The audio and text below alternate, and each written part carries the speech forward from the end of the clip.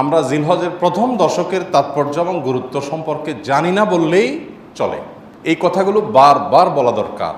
আমি আপনাদেরকে উদাত্ত আহ্বান জানাতে চাই, আপনারা এই কথাগুলোর ফেরিওয়ালা হয়ে যাবেন, এই কথাগুলো অন্যের কাছে পৌঁছে দিবেন। জিলহজের এই 10টা দিনের ইবাদত করলে আল্লাহ তাআলার কাছে এটা যত প্রিয় হয়, অন্য কোনো সময় ইবাদতে আল্লাহ তাআলার কাছে এত প্রিয় না। আল্লাহর কাছে এই দশকের ইবাদত অন্য দশকের বা অন্য যে কোনো সময়ের ইবাদতের সাথে বেশি গুরুত্বপূর্ণ। আল্লাহ বেশি খুশি হন এই সময় ইবাদত করলে বান্দা। সাহাবীরা জিজ্ঞাসা করলেন, ওয়ালাল জিহাদু ফি সাবিলিল্লাহ, হে আল্লাহ রাসূল, অন্য সময় কেউ আল্লাহর রাহে জিহাদ করলো মানে জীবন দান করার জন্য প্রস্তুতি নিল, সে ওইটা আল্লাহকে সমর্পণ করে দিল গোটা জীবনটাই, তার মর্যাদাও কি এই সময় ইবাদতের চাইতে বেশি না? তখন নবী সাল্লাল্লাহু আলাইহি ওয়াসাল্লাম বললেন, না, ওয়ালাল জিহাদু ফি সাবিলিল্লাহ, অন্য সময় জিহাদ করলেও এই সময় ইবাদতের সমান হয় না।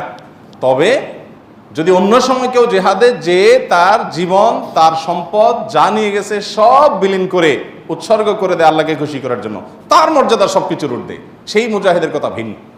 বাকি সাধারণ জিহাদের চাইতেও এই দশকের ইবাদতের মর্যাদা আল্লাহর কাছে অনেক